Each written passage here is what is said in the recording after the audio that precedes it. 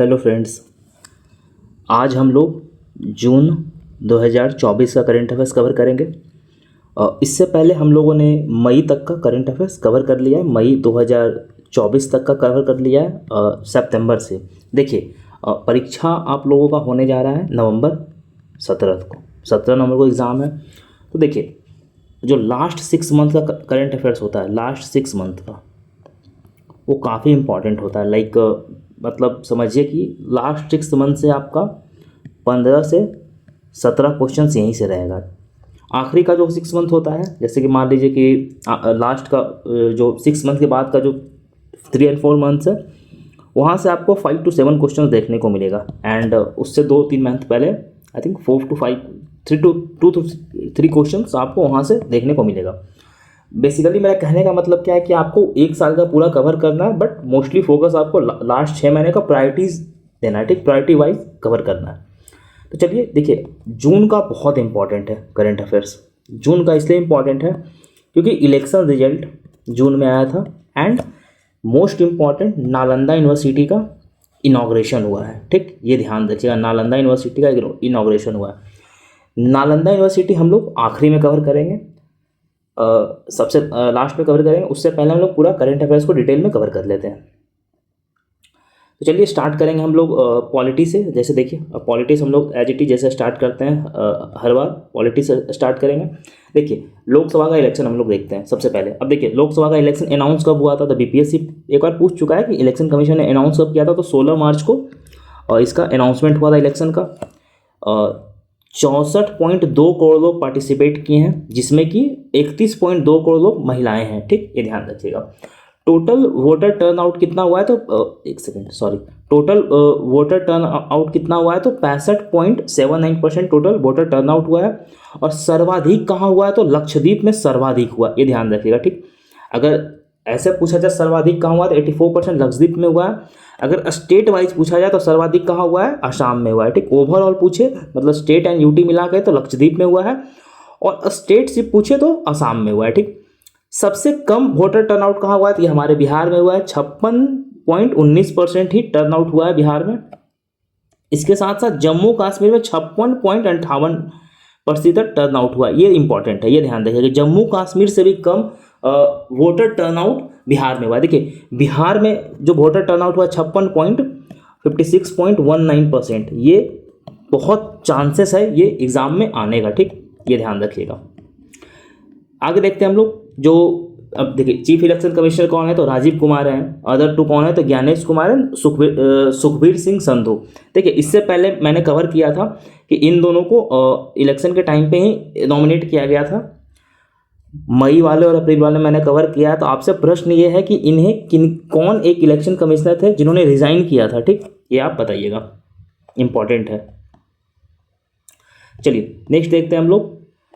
NOTA को देखिए, इस बार नोटा को सर्वाधिक वोट मिला है। अब कितना मिला है? तो 533705। देखिए, इस तरीके से याद कीजिएगा तभी याद होगा। 5 जब मोबाइल नंबर याद करते हैं वैसे नंबर को याद किया कीजिए। 533705, 5,33,705, ठीक। अब देखिए, नोटा सर्वाधिक कहाँ मिला है? नोटा तो इंदौर में सबसे ज़्यादा नोटा किया गया है। 2,18,674 वोट वहाँ नोटा को पड़ा है, जो कि 16.28% है पूरे वोटों का। अब वहाँ जो शंकर ललवानी है, बीजेपी से है, वो जीते हैं। देखिए, सर्वाधिक मार्जिन ऑफ विक्ट्री भी उन्हीं का है, ठीक, ध्यान रखिएगा। 11,75,092 वोटों से वो जीते हैं। सर्वाधिक मार्जिन भी वही है, ठीक, ध्यान रखिएगा। और नोटा का वोट भी सर्वाधिक इंदौर में मिला, इंदौर में ही हुआ। उससे पहले सर्वाधिक नोटा, जैसे 2019 का इलेक्शन में सर्वाधिक नोटा गोपालगंज को मिला था, ये ध्यान रखिएगा। गोपालगंज जो कि बिहार में है, और सर्वाधिक नोटा उसे दिया गया था, ठीक।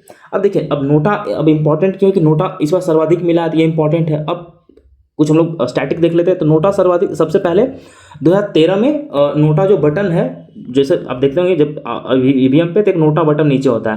तो सबसे पहले नोटा 2013 में इंट्रोड्यूस किया गया था। छत्तीसगढ़, मिजोरम, राजस्थान और दिल्ली और मध्य प्रदेश के जो इलेक्शन थे वहाँ।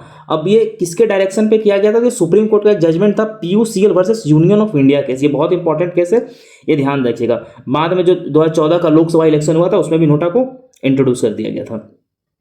अब देखते हैं, देखिए इलेक्शन जो है कि 7 फेजों में हुआ है, ये आपको पता है, और ये 19 अप्रैल से लेकर के 1 जून तक हुआ है, ठीक। बिहार में 7 फेजों में हुआ है, बिहार में इलेक्शन 7 फेजों में है, ये ध्यान रखिएगा। बिहार स्पेशल में हम लोग वो कवर कर लेंगे, अभी नेशनल देखते हैं क्योंकि बहुत लंबा खिंच जाएगा वीडियो फिर। देखिए बीजेपी 240 सीट जीती है, जो कि 36.56% vote BJP, sorry percentage vote BJP को मिला है, और सीट कितना है 240। वहीं पे कांग्रेस दूसरी सबसे बड़ी पार्टी है 99 सीट के साथ, और वोट परसेंटेज कितना है कांग्रेस का, तो 21.19% वोट शेयर है। और तीसरी सबसे बड़ी पार्टी कौन है, तो समाजवादी पार्टी जो अखिलेश यादव की पार्टी है, और चौथी कौन है, तो टीएमसी है, ये ध्यान रखिएगा, ठीक। जो नेशनलिस्ट पार्टी है, total national, sorry nationalist party नहीं, सॉरी टोटल नेशनल पार्टी है, टोटल नेशनल पार्टी कितना है ये आप बताइएगा, क्योंकि मैंने current affairs, previous current affairs में बहुत डिटेल में कवर किया है, ठीक। ये आप बताइएगा। तो टोटल नेशनल पार्टी को 346 सीट मिला। अगर पूछे कि जो 18वीं लोकसभा है इसमें नेशनल पार्टीज को कितना सीट मिला है, तो नेशनल पार्टी को सीट मिला है 346 सीट, जो और वोट परसेंटेज कितना है, तो 64% वोट मिला है, ठीक। वहीं स्टेट पार्टी टोटल मिला दे तो 179 सीट्स स्टेट पार्टी को मिला है, और वोट परसेंटेज कितना है, तो 33% वोट स्टेट पार्टी को मिला है। वहीं इंडिपेंडेंट कितने हैं, तो 7, ठीक। अब देखिए, अब जैसे इलेक्शन हुआ है तो एवरेज एज कितना है, जैसे अब कोई यंग है, कोई बुजुर्ग है, तो एवरेज एज कितना है लोकसभा का, तो इस बार का जो लोकसभा का एवरेज एज है वो 56 साल है, ठीक। जिसमें कि 11% MP ऐसे हैं, मेंबर ऑफ पार्लियामेंट ऐसे हैं जिनकी उम्र 40 साल से कम है, और 38% MP ऐसे हैं जिनकी उम्र 41 से 55 साल की है, और 52% MP ऐसे हैं जिनकी उम्र 55 साल से ज़्यादा है। अब देखिए ये सब इंपॉर्टेंट है, कुछ भी पूछ सकता है बीपीएससी, और ऐसे क्वेश्चंस वो पूछता है, और एक नहीं 2-3 क्वेश्चंस आने की संभावना है करंट अफेयर्स में। अब देखिए सबसे ओल्डेस्ट MP कौन है, तो ये है TK बालू, ये सबसे ओल्डेस्ट MP बने हैं, ठीक। और यंगेस्ट MP कौन है, तो ये संभवी चौधरी हैं, ये बिहार से हैं, समस्तीपुर से हैं, 25 साल की हैं ये LJP से हैं, लोक जनशक्ति पार्टी, जो रामविलास पासवान के थे, अभी चिराग पासवान उसे संभाल रहे हैं, ठीक। अब देखिए बीपीएससी एग्जाम में संभवी चौधरी जो है वो यंगेस्ट है, तो ये इन्होंने, अब तो ये इंपॉर्टेंट होता है कि इन्होंने हराया किसे, तो इन्होंने कांग्रेस के एक MP हैं सन्नी हजारी, उनको हराया है कितने वोटों से, तो इकाई दहाई सैकड़ा हजार 10,000 लाख 1,87,251 वोटों से उन्होंने सन्नी हजारी को हराया, ठीक। चलिए आगे देखते हैं। अब देखिए अब इलेक्शन हुआ है तो पार्लियामेंट में महिलाएं की संख्या कितनी है, तो महिलाएं इस बार 74 है, पिछली बार 78 था, ये ध्यान रखिएगा, इस बार घट गया है, और टोटल परसेंटेज कितना है, तो 14% है, ठीक। महिला की संख्या कितना है, तो 14% है, और नंबर कितना है, तो 74 है, जबकि 2019 का जो लोकसभा चुनाव था उसमें 78% महिलाएं थी, ठीक। देखिए बिहार का अब क्या सीन है ये देखते हैं। बिहार में जो एनडीए है उसे 30 सीट मिला है, और इंडिया अलायंस है उसे 9 सीट मिला है, ठीक। अब एनडीए का जो नेशनल डेमोक्रेटिक अलायंस है उसे बीजेपी को 12 सीटें मिली है, वहीं जेडीयू को 12 सीटें मिली है, और जेडीयू का वोट शेयर कितना है, तो 1.25 है। आरजेडी को 4 सीटें मिली है, कांग्रेस को 3 सीटें मिली है, एलजेपी को 5 सीटें मिली है, ठीक। एलजेपी का रिकॉर्ड 5/5 है, मतलब 5 सीटों पे लड़ी और 5 जीत गया, ये इंपॉर्टेंट है, ध्यान रखिएगा, ऐसा पूछ सकता है। 100% स्ट्राइक रेट है इसका। वहीं सीपीआई माले को 2 सीटें मिला है, और इंडिपेंडेंट को 1 सीटें मिला है, और हम जो कि उसे 1 सीटें मिला है। हम पार्टी किसका है ये आप बताइएगा कमेंट बॉक्स में। चलिए अब हम लोग देखते हैं लोकसभा का स्पीकर कौन बना। देखिए लोकसभा का स्पीकर आर्टिकल 19(3) के तहत बनता है, ये ध्यान रखिएगा। जो ओम बिरला है वो लोकसभा का स्पीकर बनाए गए हैं। और देखिए इस बार स्पीकर इंपॉर्टेंट क्यों होता है, इसका एक और रीजन है, क्योंकि इस बार स्पीकर का इलेक्शन हुआ था। इस बार इलेक्शन स्पीकर का हुआ था। पहले ऐसा कन्वेंशन था कि जो रूलिंग पार्टी होता है उसे स्पीकर दे दिया जाता था, और जो डिप्टी स्पीकर है, ये कन्वेंशन है, रूल नहीं है, ये ध्यान रखिए। जो डिप्टी स्पीकर का सीट है वो अपोजिशन को दे दिया जाता था, लेकिन पिछला साल ऐसा देखा गया था कि अपोजिशन जो डिप्टी स्पीकर का सीट था वो वैकेंट था, अपोजिशन को दिया ही नहीं गया था, ठीक। तो क्योंकि बीजेपी मेजोरिटी में थे पिछले साल, लेकिन इस बार मेजोरिटी कमा है, तो इसलिए इस बार इलेक्शन करवाया गया था, ठीक। अब इलेक्शन करवाया गया तो ओम बिरला जो है जीत के आए हैं। और ओम बिरला जो है किस कॉन्स्टिट्यूएंसी से हैं, तो ये कोटा कॉन्स्टिट्यूएंसी से हैं, ये ध्यान रखिएगा, ठीक। अब देखिए इससे पहले अब लोकसभा का इलेक्शन कब कब हुआ था ये भी इंपॉर्टेंट है, ठीक। तो इससे पहले लोकसभा का इलेक्शन हुआ था 1952, 1967 और 1976। पहले लोकसभा के स्पीकर कौन थे? तो जीवी मावलेंकर जो थे ये पहले स्पीकर बने थे लोकसभा के। अब देखिए ओम बिरला का ये सेकेंड टर्म है लगातार। तो इससे पहले जो सेकेंड टर्म था बलराम जयकर जो कि 9 साल लोकसभा के स्पीकर रहे, और ये सर्वाधिक इनका लोकसभा का स्पीकर रहने का रिकॉर्ड इन्हीं का है, बलराम जयकर जी का है, सर्वाधिक 2 बार रहे हैं, और ईयर में भी सर्वाधिक ये रहे हैं। ठीक, ध्यान रखिएगा। ठीक है, वही लोकसभा के जो स्पीकर ओम बिरला बने, ये किसे हरा के बने? तो के सुरेश जो कि कांग्रेस के कैंडिडेट थे, उन्हें हराकर ये लोकसभा के स्पीकर बने। ठीक, और ये छठे ऐसे स्पीकर हैं जो कि दोबारा चुने गए हैं स्पीकर के लिए, ध्यान रखिएगा, ये छठे ऐसे स्पीकर हैं। ठीक, चलिए अब हम लोग आगे देखते हैं। देखिए अब प्रोटम स्पीकर, अब प्रोटम स्पीकर क्या होता है कि 10 सेकंड में वो समझ लेते हैं। प्रोटम स्पीकर वो होता है जैसे इलेक्शन हुआ, तो इलेक्शन हुआ और मान लीजिए कि कोई एक डेट एज्यूम करते हैं, 15 अगस्त को एज्यूम करते हैं, 15 अगस्त। अब 15 अगस्त को पार्लियामेंट फर्स्ट टाइम मिलने वाली है जनरल इलेक्शन के बाद, तो 14 अगस्त को जो स्पीकर होगा वो रिजाइन कर देगा। स्पीकर जो होता है पार्लियामेंट डिसॉल्व होने के इमीडिएटली रिजाइन नहीं करता है, ये ध्यान रखिएगा। इमीडिएटली अपना पद नहीं छोड़ता है। मान लीजिए कि लोकसभा भंग हो गया था मान लीजिए कि 2 महीना पहले, तो 2 महीना पहले नहीं छोड़ेगा वो, जिस दिन नया पार्लियामेंट गठित होगा उससे 1 दिन पहले छोड़ता है। जब लोकसभा छोड़ दिया, जब लोकसभा का स्पीकर अपना पद छोड़ देता है, तो फिर अब जो नया एमपी बना है उसे ओथ कौन दिलाएगा, या फिर जो स्पीकर का इलेक्शन है वो कौन करवाएगा? तो ये करवाता है कौन? Pro tem speaker. प्रोटम स्पीकर को अपॉइंट कौन करते हैं? तो प्रेसिडेंट करते हैं। प्रेसिडेंट ही प्रोटम स्पीकर का ओथ दिलाते हैं। अब ऐसा कन्वेंशन है, मैं फिर से बता देता हूँ, कन्वेंशन है, रूल नहीं है, कन्वेंशन है कि जो सीनियर मोस्ट मेंबर होते हैं, सीनियर मोस्ट मेंबर होते हैं, उन्हें चुना जाता है स्पीकर।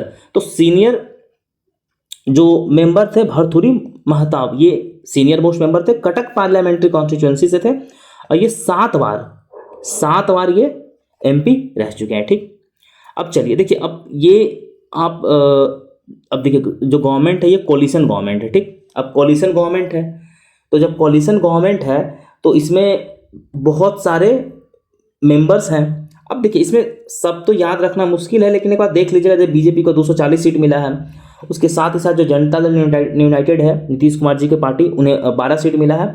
उसके साथ साथ जो तेलुगु देशम पार्टी है उसे 16 सीट मिला है, जो कि एन चंद्रबाबू नायडू का है। ठीक, तो ये जो 2 हैं ये इम्पॉर्टेंट है। एक लोक जनशक्ति पार्टी जो रामविलास, जो चिराग पासवान अभी हेड कर रहे हैं, एलजेपी, उन्हें 5 सीट मिला।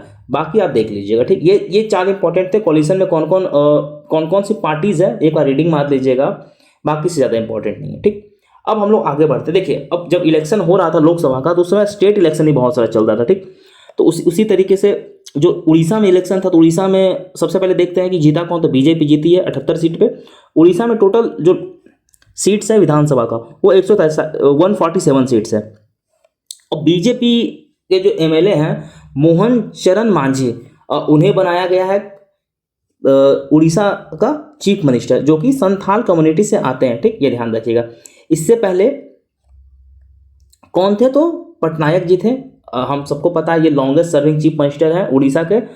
24 साल से, ये 24 साल 3 मंथ इनका पूरा टेन्योर चला है, ये ध्यान रखिएगा। उसके साथ साथ देखिए 2 डिप्टी सीएम भी चुना गया है, केवी सिंह देव और पार्वती परिदा, ये देखिए महिला है, ये ध्यान रखिएगा। अब सिक्किम में भी इलेक्शन हुआ, तो सिक्किम में जो सिक्किम क्रांतिकारी मोर्चा है एक पार्टी, वो जीती है। प्रेम सिंह तमांग जो सीएम बने हैं सिक्किम के दूसरी बार, प्रेम सिंह तमांग दूसरी बार बने हैं। टोटल सीट लोकसभा में कितना, टोटल सीट विधानसभा में सिक्किम में कितना है? तो 32 सीट है। ठीक, ये ध्यान रखिएगा। वहीं पे फिर अरुणाचल प्रदेश में भी इलेक्शन हुआ है, जहाँ पे प्रेम खांडू जीते हैं, तीसरी बार ये सीएम बने हैं। ये है किस पार्टी से? तो बीजेपी से हैं। टोटल सीट अरुणाचल प्रदेश में कितना है? तो 60 है, जिसमें कि बीजेपी 46 सीट पे जीती है। अब वहीं आंध्र प्रदेश में जो चंद्रबाबू नायडू, अभी हम लोगों ने ऊपर देखा, तेलुगु देशम पार्टी जीती है, इनका 4था टर्म है एज अ सीएम।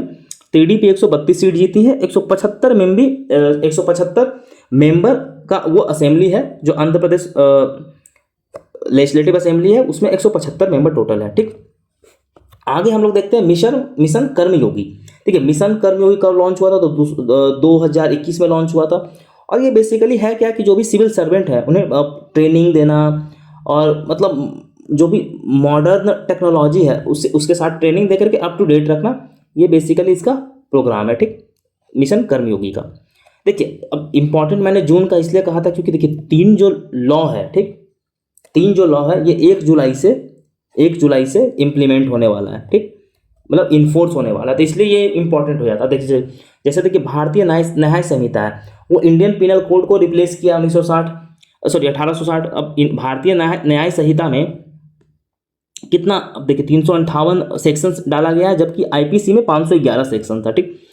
अब देखिए कुछ फीचर्स हम लोग देख लेते हैं, फीचर्स आ सकता है एग्जाम, जैसे कम्युनिटी सर्विस का बात किया गया। मान लीजिए आप छोटा मोटा कोई क्राइम करता है, जैसे कि कोई चोरी कर लिया या फिर कोई मतलब छोटा मोटा क्राइम है, पब्लिक पे मान लीजिए कोई हल्ला गुल्ला कर रहा है रोड पे, चाहे कोई भी छोटा मोटा उपद्रव मचा रहा है, तो अब उसमें है क्या कि वो सीवियर पनिशमेंट नहीं दिया जाएगा। जैसे मान लीजिए आपको जेल हो जाता है साल भर ऐसा, तो वो सब नहीं जाकर कम्युनिटी सर्विस आपको करना पड़ेगा, ठीक, समाज सेवा, सॉरी, उस टाइप का सर्विस आपको दिया जाएगा। उसी तरीके से जो सेक्सुअल एक्ट है, 18 साल से कम की जो महिलाएं हैं उसके साथ अगर मान लीजिए कि कंसेंट है भी, तब भी उसे रेप कंसिडर किया जाएगा। ये एक बहुत ही अच्छा इसमें पहलू डाला गया है, ये इस चीज़ को ध्यान रखिएगा, बहुत सही प्रोविज़न है, ठीक। टेररिस्ट एक्ट को डिफाइन किया गया है, ठीक। सेक्सुअल हम लोग बात कर ही लिया, ऊपर से ऑर्गेनाइज्ड क्राइम को डिफाइन किया गया, लाइक रॉबरी, किडनैपिंग, इन सब को। अब नेशनल सिक्योरिटी का जो डेफिनेशन उसे स्ट्रिंजेंट किया गया है, लाइक जैसे टेररिस्ट एक्ट होता है उन सबको। मॉब लिंचिंग, ध्यान रखिएगा, मॉब लिंचिंग को इसमें डिफाइन किया गया, जबकि पहले मॉब लिंचिंग ऐसा डिफाइन नहीं था, अब उसे डिफाइन किया गया मॉब लिंचिंग को, ठीक। आगे हम लोग देखते हैं भारतीय नागरिक सुरक्षा संहिता। अब ये किसे रिप्लेस किया है, तो सीआरपीसी को रिप्लेस किया है। अब भारतीय नागरिक सुरक्षा संहिता में कितना सेक्शंस होगा, तो 531 सेक्शंस होगा, जबकि सीआरपीसी में 484 सेक्शन था, ठीक। अब ये देखिए क्या है कि अरेस्ट, बेल, कस्टडी, इन सब चीज़ों से ये डील करता है, लाइक कॉग्निजिबल ऑफेंस, इन सब चीज़ों से ये डील करता है। थोड़ा बहुत डिटेल है वो देख लीजिए, इंपॉर्टेंट मैं बता देता हूँ। जैसे देखिए इलेक्ट्रॉनिक एफआईआर है, इलेक्ट्रॉनिक एफआईआर का बात किया गया, जैसे like crimes and criminal tracking network system को अपग्रेड किया गया और उसे ई एफआईआर में बदला। जैसे आपको एफआईआर रजिस्टर करना था, आप ऑनलाइन एफआईआर भी आप अब रजिस्टर कर सकते हैं ऑनलाइन, तो उन सब का प्रावधान इसमें दिया गया। और उसके साथ साथ लैंग्वेज, डिफरेंट लैंग्वेज को भी ये सपोर्ट करेगा, ठीक। जैसे हिंदी, इंग्लिश में भी आप रजिस्टर कर सकते हैं। नेक्स्ट हम लोग देखते हैं भारतीय साक्ष्य अधिनियम। मतलब जैसे कि साक्ष्य अधिनियम का मतलब जो एविडेंस होता है, जैसे केस होता है तो उसमें एविडेंस भी होता है, तो वो है। तो भारतीय साक्ष्य अधिनियम में 170 सेक्शन डाला गया, जबकि जो पुराना वाला जो इंडियन एविडेंस एक्ट था 1972 उसमें 166 सेक्शन थे। अब देखिए इसमें इलेक्ट्रॉनिक एविडेंस का बात किया गया है, ठीक, और नए शेड्यूल प्रिस्क्राइब किया गया है, disclosure format for electronic records, ठीक। अब देखिए इससे रिलेटेड क्या है कि कुछ कमिटी इससे ज़्यादा रिलेटेड है, कि कौन कौन सा कमिटी इससे रिलेटेड है, ठीक। देखिए रणवीर सिंह कमेटी, ये ध्यान रखें, रणवीर सिंह कमेटी को 2020 में फॉर्म किया गया था। जो 3 कोड था पुराना वाला उसे रिव्यू करने के लिए, बहुत इंपॉर्टेंट है ये रणवीर सिंह कमेटी, याद रखिए एग्जाम में आपको देखने को मिल सकता है। माधव मेनन कमेटी को भी क्रिमिनल जस्टिस सिस्टम पर रिफॉर्म करने के लिए लाया गया था। वहीं मलिमथ कमेटी को भी क्रिमिनल जस्टिस सिस्टम में रिव्यू करने के लिए लाया गया था। प्रश्न आप लोग से यह है कि मलिमथ कमेटी किस ईयर बना था, ठीक। देखिए जो भी मैं प्रश्न पूछता हूँ उसका जवाब आप कमेंट बॉक्स में देते रहिए। वहीं पे देखते हैं कि जो जेपी नड्डा जी हैं उन्हें राज्यसभा का leader of house of leader चुना गया है, अपॉइंट किया गया है राज्यसभा में, ठीक। चलिए पॉलिटिका खत्म हो गया, हम लोग इंटरनेशनल रिलेशन देखते हैं। G7 वेरी इंपॉर्टेंट, उसमें भारत पार्टिसिपेट किया है G7 में एज अ आउटरीच कंट्री, ठीक। भारत G7 का मेंबर है नहीं, भारत पार्टिसिपेट किया है एज अ आउटरीच मेंबर, ठीक।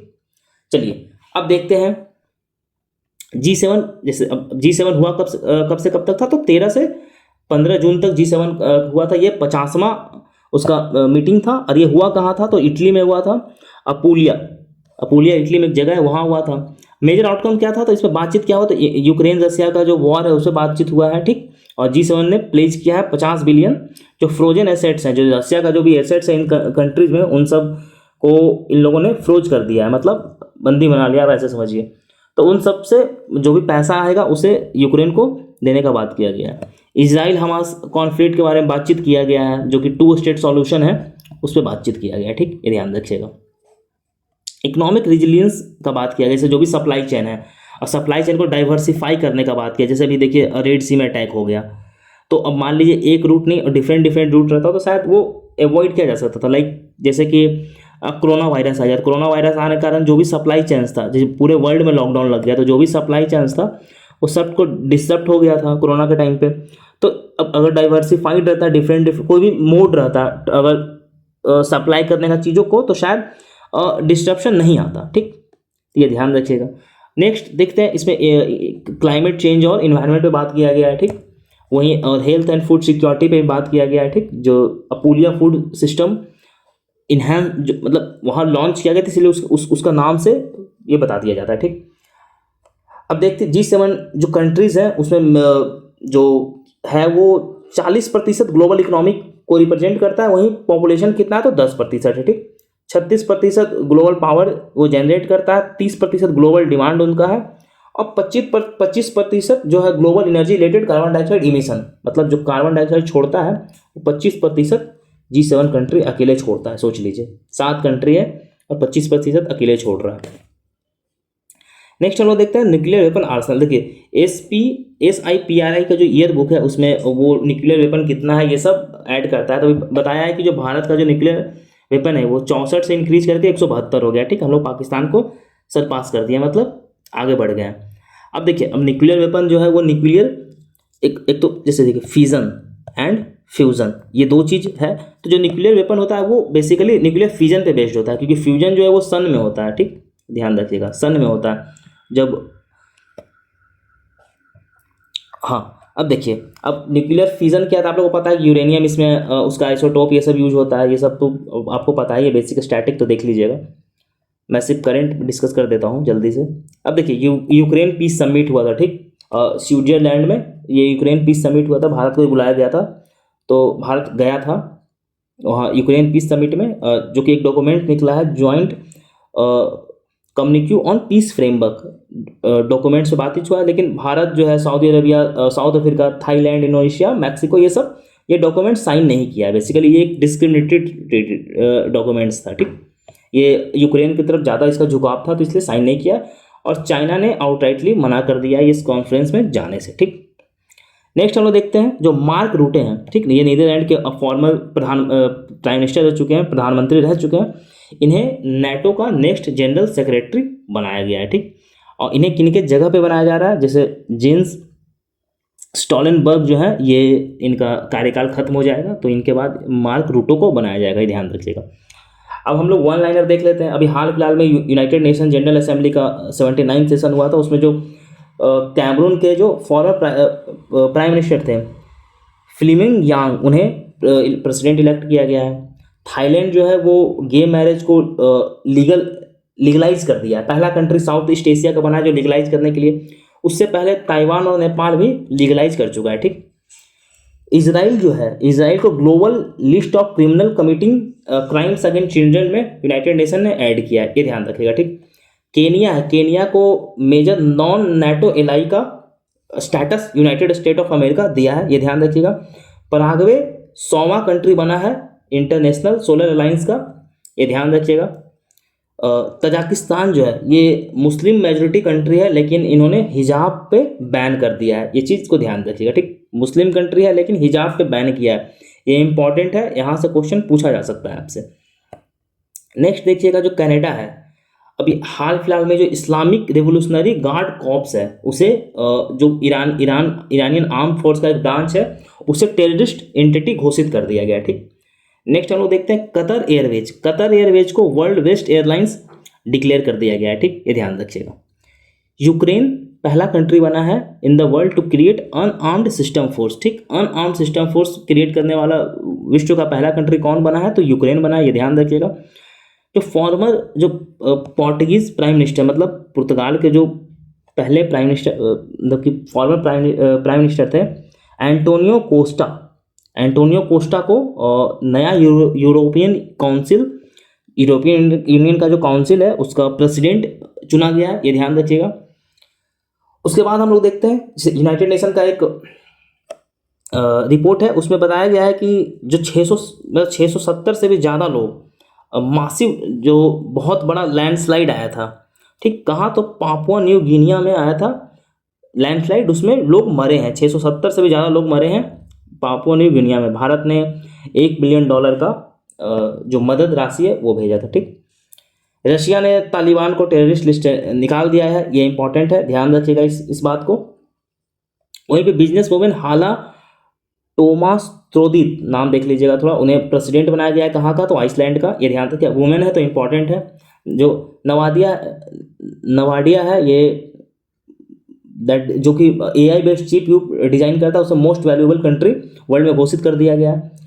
वहीं पे नेक्स्ट हम लोग देखते हैं United State, India, South Korea, Japan, European Union, इन सब मिल करके बायोफार्मास्यूटिकल अलायंस बना रहा है, ये इंपॉर्टेंट है, ध्यान रखिएगा। कहाँ बनाया, तो सैन डिएगो और कैलिफोर्निया, यूनाइटेड स्टेट में, ये ध्यान रखिएगा।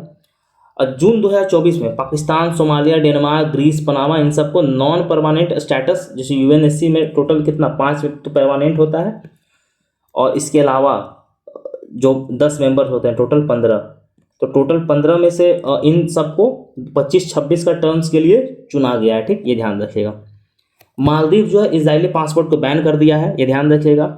वहीं पे international year of quantum science 2025 को डिक्लेयर किया यूनाइटेड नेशन ने, ये ध्यान रखिएगा। क्लाउडिया शेनिबम जो है वो पहली वुमेन प्रेसिडेंट मैक्सिको की इलेक्ट हुई है, ये ध्यान रखिएगा। और ये पहले ज्यूइश भी है, दोनों, पहली वुमेन एंड पहले ज्यूइश, ये बहुत इंपॉर्टेंट है, ये ध्यान रखिएगा। हेलेन मैरी पहला वुमेन ब्रिगेड है पाकिस्तान की, जो कि मतलब माइनॉरिटी कम्युनिटी से आती है, उन्हें ब्रिगेडियर बनाया गया है, ये ध्यान रखिएगा। अब देखिए ये VBI लगाइए पहले। साउथ अफ्रीका का इलेक्शन भी इंपॉर्टेंट है, क्योंकि पहला बार क्या हुआ है कि जो पहला बार अफ्रीकन नेशनल कांग्रेस है 1994, अफ्रीकन नेशनल कांग्रेस ये नेल्सन मंडेला का ही पार्टी है। ठीक, ये 1994 से लेकर अभी इस इलेक्शन में पहली बार अपने दम पे मेजोरिटी में नहीं आ पाई है। ठीक, इसलिए ये इंपॉर्टेंट हो जाता है। वैसे जो सीरियल रामाफोसा हैं, ये इन्होंने सरकार बना लिया है, अफ्रीका के प्रेसिडेंट बन गए, बट ये कोलिशन गवर्नमेंट है, जैसे इंडिया में कोलिशन गवर्नमेंट है वैसे वहाँ भी कोलिशन गवर्नमेंट है। और किसके साथ, तो डेमोक्रेटिक अलायंस के साथ इन्होंने कोलिशन बनाया है। ठीक, ये ध्यान रखिएगा। जो ANC है, अफ्रीकन नेशनल कांग्रेस है, उसे कितना, तो 40.18% वोट मिला था, और सीट कितना था, तो 159 सीट मिला है। वहीं पर डेमोक्रेटिक अलायंस को 21.81% वोट मिला। अब देखिए आप ये सोच रहे हो कि मैं अफ्रीका का इलेक्शन को इतना डिटेल में क्यों कवर किया हूँ, तो BPSC देखिए ये करंट अफेयर्स सोलली BPSC के लिए। ठीक, तो BPSC ऐसा क्वेश्चन पूछा है, आप जैसे BPSC का अदर एग्जाम देखिएगा ना, तो वहाँ पे डायरेक्ट क्वेश्चन पूछा है कि कितना प्रतिशत वोट मिला है, कौन सा पार्टी से चुना गया है, कौन सा पार्टी का सिंबल तक पूछ लिया है BPSC। आप सोचिए, तो टीचर वाला एग्जाम ले रहा है, अगर उसमें पार्टी का सिंबल तक पूछ सकता है, तो समझिए कि हम लोग का जो मेन जो सिविल सर्विसेज का एग्जाम होता है उसमें क्या क्या नहीं पूछ सकता है सॉरी, तो इसलिए ये इंपॉर्टेंट है, ध्यान रखिएगा। ठीक, अब देखिए हाँ, वहाँ जो अफ्रीका में है ना, वो वहाँ पे प्रोपोर्शनल रिप्रेजेंटेशन टाइप का इलेक्शन होता है, डायरेक्ट इलेक्शन जैसे इंडिया में होता है वैसा नहीं होता है, ये ध्यान रखिए। बाकी उसका इलेक्शन प्रोसेस में जाना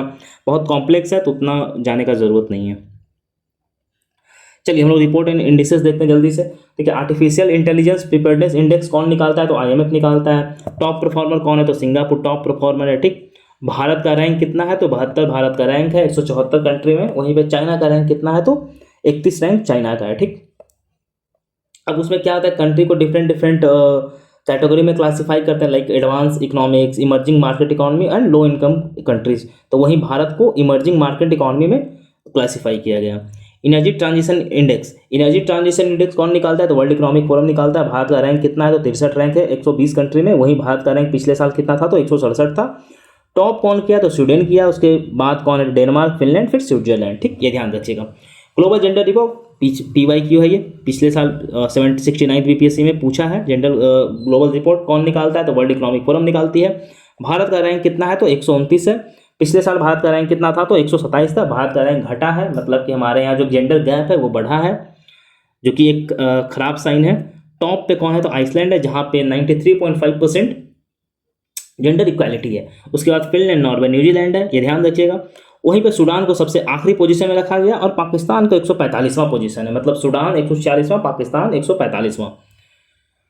और ओवरऑल देखा जाए तो 140 कंट्री सबको मिला लिया जाए तो देखा जाए तो 68.5% ही इक्वालिटी है। ठीक, और इसे इक्वालिटी को ये मतलब जेंडर गैप जो है मेल फीमेल इसमें में जो जेंडर गैप है उसे खत्म करने में 134 साल लगेगा। ठीक, मतलब पूरा इक्वालिटी अचीव करने में 134 साल लगेगा। अब भारत का रैंकिंग डिफरेंट डिफरेंट कैटेगरी में भी देख लेते हैं, इंपॉर्टेंट है तो पिछला साल पूछा भी है तो इसलिए ज़्यादा इंपॉर्टेंट हो जाता है। पॉलिटिकल एम्पावरमेंट में भारत का 65 है, इकोनॉमिक पार्टिसिपेशन एंड अपॉर्चुनिटी में 142 है, एजुकेशनल अचीवमेंट में 112 है और हेल्थ एंड सर्वाइवल में 142 है। ठीक, आगे बढ़ते हैं हम लोग, देखते हैं state of world fisheries and aquaculture report, ठीक, 2024 का। ये निकालता कौन है? तो एफएओ निकालता है, जो कि फूड एग्रीकल्चर ऑर्गेनाइजेशन, ये यूएन का पार्ट है। ये जो रिपोर्ट है वो बताती है कि जो ग्लोबल प्रोडक्शन है एक्वाकल्चर का, उसमें कितना है? तो 223.2 मिलियन टन 2022 में प्रोडक्शन हुआ है। उसमें कि फिशरी जो है वो 92.3 मिलियन टन का फिशरी का प्रोडक्शन है। वहीं सबसे अधिक अगर एक्वा प्रोडक्शन देखा है तो चाइना सर्वाधिक करता है, सेकेंड पे कौन है? तो भारत है, थर्ड पे इंडोनेशिया है। अगर वहीं फिश प्रोडक्शन में देखा है तो भारत का स्थान तीसरा है। फिश प्रोडक्शन में, मछली उत्पादन में भारत का स्थान वर्ल्ड में तीसरा है। पहला कौन है? तो चाइना है पहला। ठीक, ये ध्यान रखिएगा। आगे हम लोग बढ़ते हैं। हाँ, दूसरा कौन है? तो इंडोनेशिया है। ठीक, भारत में फिश का प्रोडक्शन कितना हुआ है? तो 175.45 लाख टन। ये सब देखिए पूछता है बीपीएससी, इसलिए ध्यान रखिएगा। ठीक, आगे हम लोग बढ़ते हैं, चाइल्ड न्यूट्रिशन रिपोर्ट देखते हैं। अब चाइल्ड न्यूट्रिशन रिपोर्ट निकालते कौन है? तो यूनिसेफ निकालता है। टाइटल क्या था? तो child food poverty report. Globally ऐसा बताया गया उसमें कि 4 बच्चा में जो एक बच्चा है अंडर 5, वो उसका माल न्यूट्रिशन का शिकार है। ठीक, ध्यान रखिएगा। वहीं पे 27% जो चिल्ड्रन है 181 मिलियन में फेसेस फूड पॉवर्टी। ठीक, ये ध्यान रखिएगा। ग्लोबल इकोनॉमिक प्रोस्पेक्ट रिपोर्ट कौन निकालता है? तो वर्ल्ड में किसमें जितने भी कंट्रीज होते हैं सबका इकोनॉमिक का क्या स्टेटस है वो बेसिकली वर्ल्ड बैंक बताती है। ठीक, ये ध्यान, बस आपको ये याद रखना है निकालता कौन है, ये ज़्यादा इंपॉर्टेंट है इसमें। देखिए, इंडिया टूरिज्म इंडेक्स, ये फर्स्ट टाइम ऐसा आया है। तो जो नेशनल स्टॉक एक्सचेंज है उसके जो सब्सिडरी है, ठीक, वो लॉन्च की है। उसका थीम क्या है? तो निफ्टी इंडिया टूरिज्म इंडेक्स। अब इसमें क्या क्या है कि जो भी कंपनीज है, ठीक, जो भी कंपनीज है वो टूरिज्म से रिलेटेड है, ठीक, उसका इवैल्यूएशन करती है ये। ठीक, ये ध्यान रखिएगा। निफ्टी 500 जो भी कंपनी से, मान लो कोई एक्स कंपनी है वो टूरिज्म से किसी तरीके से रिलेटेड है तो उसका इवैल्यूएशन करेगी। ठीक, बस ये याद है कि निकालती कौन है? India tourism index. ठीक, स्टेट ऑफ ओशन रिपोर्ट 2024 ये यूनेस्को ने लॉन्च किया है। कहाँ? तो आइसलैंड में लॉन्च किया है। अब इसमें इंपॉर्टेंट क्या है? तो 2 चीज़ इंपॉर्टेंट है। पहला इंपॉर्टेंट क्या है? तो यूनेस्को लॉन्च करता है।